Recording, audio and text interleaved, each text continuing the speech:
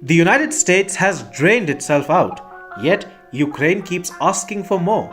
Weapons, finances, the US has provided Ukraine with whatever it needs, as long as a larger direct conflict with Russia doesn't become imminent. Ukraine has remained largely thankless in the eyes of its allies for all the help it is getting. This supposed ungrateful attitude is what led US President Joe Biden to lash out at Zelensky during a phone call in June. Now, the US has figured out a clever way to fulfill Ukraine's needs without draining its own weapons inventories out.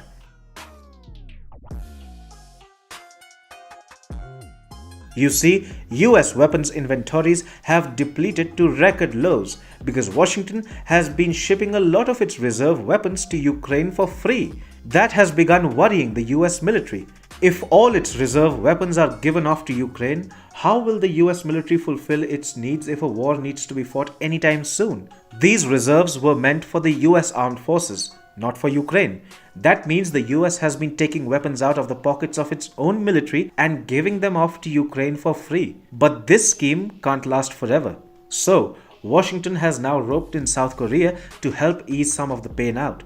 The US will buy 100,000 rounds of howitzer artillery from South Korean manufacturers to provide to Ukraine. The howitzer ammunition rounds are by far the most used weapons in Ukraine, and the US has figured it cannot supply Kyiv with all the rounds that it is being asked for. So, it will instead buy the ammunition from South Korea and then supply it to Ukraine. Last week, a US defense official said Ukraine was burning through as many as 7,000 rounds of ammunition a day, while Russia was firing as many as 20,000 rounds daily. But does South Korea want to arm Ukraine?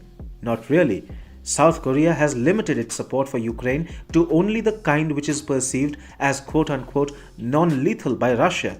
South Korea's defense ministry acknowledged that it was still negotiating such a deal with the United States. However, Seoul added that it was negotiating under the presumption that the US would be the end user of such rounds. Washington's plans to divert such ammo to Ukraine could complicate its deal with the South Koreans, while also convincing Seoul that it was duped by the Americans. In April, Ukrainian President Volodymyr Zelensky pressed South Korea to provide lethal arms after Russia's attack on Mariupol. Seoul's defense ministry confirmed at the time that it had rejected the Ukrainian request for anti-aircraft weapons. South Korea has continued that policy of not supplying lethal weapons to Ukraine ever since. So, while the US might believe that it can easily buy South Korean ammunition and then supply the same to Ukraine, Seoul doesn't seem on board such plans. To add to the US's woes, Ukraine doesn't seem keen to end the war anytime soon. Will the US simply have to keep